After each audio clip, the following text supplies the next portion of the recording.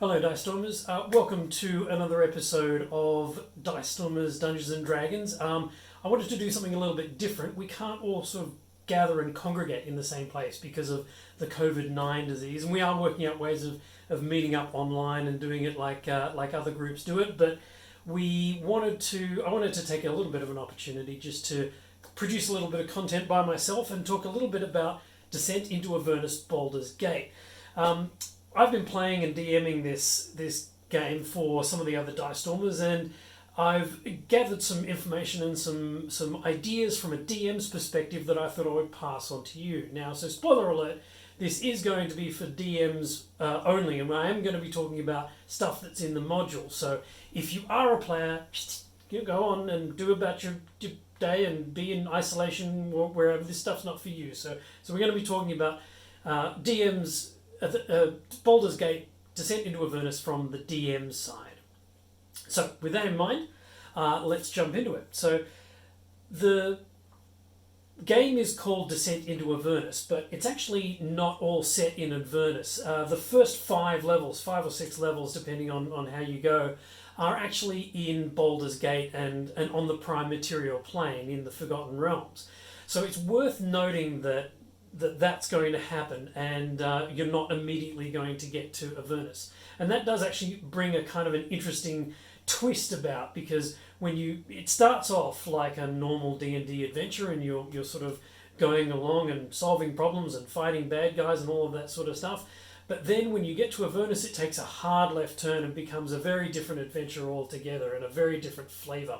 The pitch line for this game when they were pitching it in Wizards of the Coast was Mad Max in Hell, and I think that's a really good way of describing what the players find when they get to Avernus. But for the moment, we're in Baldur's Gate, and we're just sort of getting to know our characters and things like that. So it starts out in Baldur's Gate, and this is a pretty good representation of the city. So you can see it's sort of dirty and mucky and smoky and brown and all of that sort of stuff.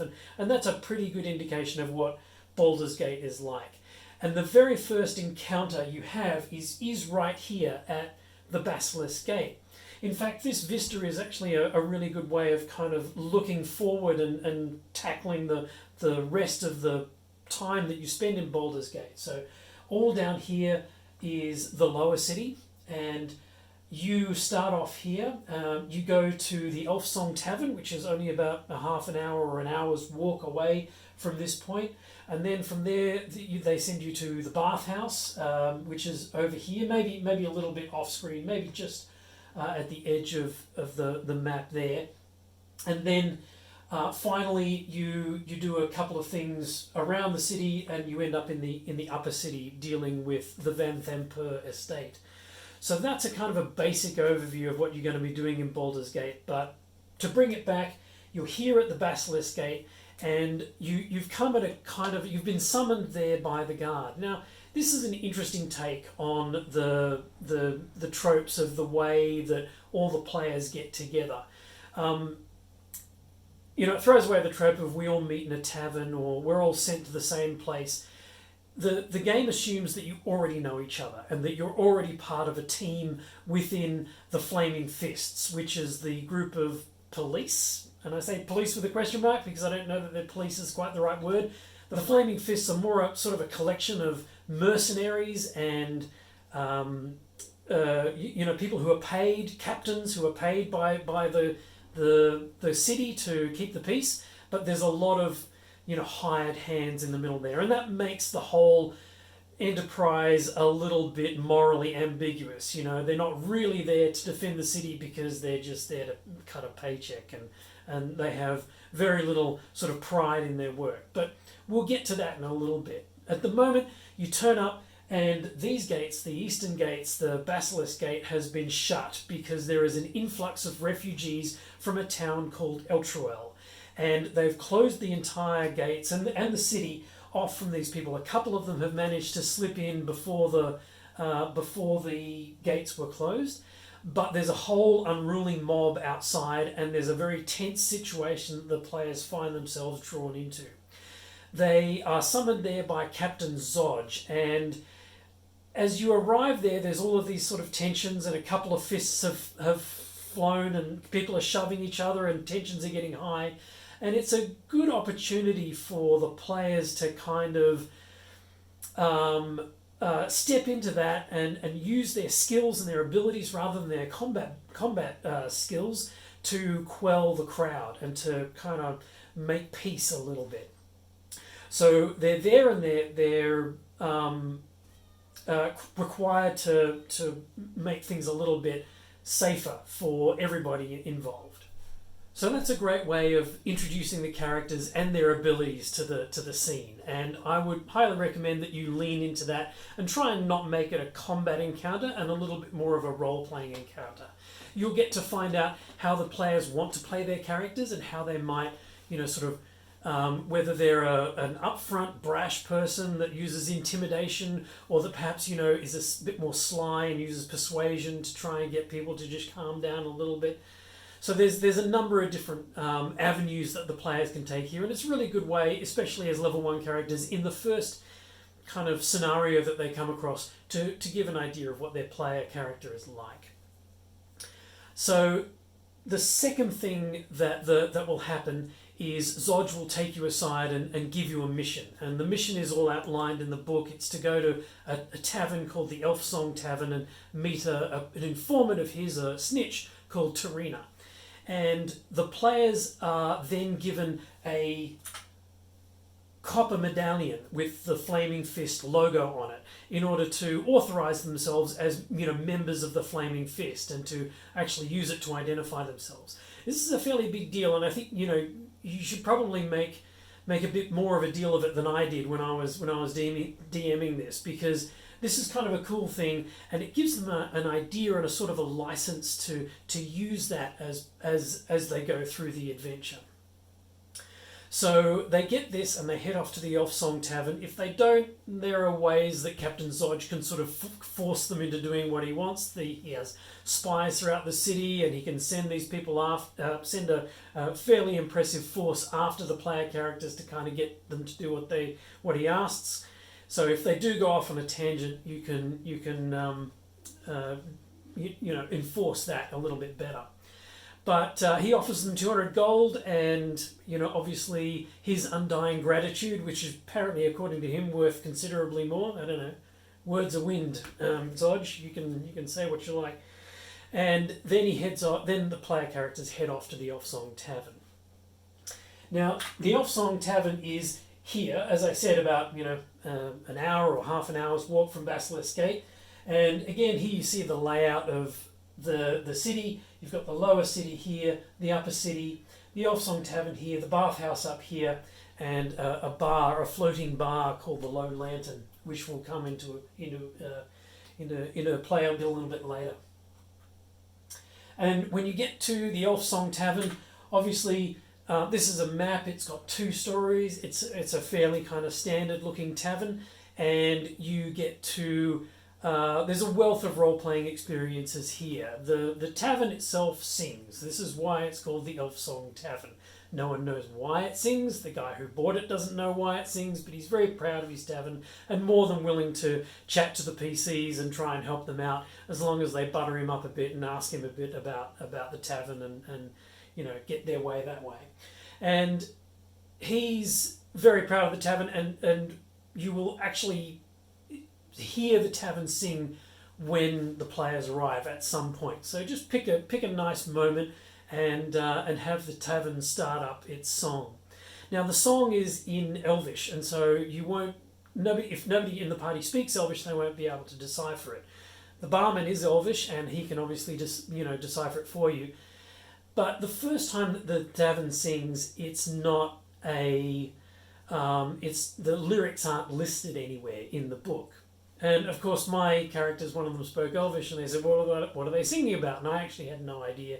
And I kind of had to do that DMs thing where you fluff and make up stuff. I think I said something about spring and the changing of seasons and, whatever. So just be prepared for that. The lyrics of the first song aren't in the description, in the book. The second time that the tavern sings, the lyrics change. And this is the first time in the knowledge of anybody in the tavern that the lyrics have changed. And this is a key moment. The lyrics of that song are in the book. So if you feel up to it, you can sing them. I did. I practiced it the night beforehand, and so I felt pretty confident to do it on camera in front of my friends. And one of them's an opera singer, so I think I got a pass from him. So it's a lovely little song, and you can kind of feel the cadence of it. And they've obviously spent a fair bit of time on it, and there is nuggets of gold in there. So even if the players, if none of the players speak Elvish, which is kind of unlikely, but if none of them speak Elvish, you can translate it for them. And there is really good information in there about the fall of Eltruel and the companion and all of that sort of biz. So it's really worthwhile. Then you need to go and find Tarina. And if you find Tarina before or after the second version of the song, I think it's fine.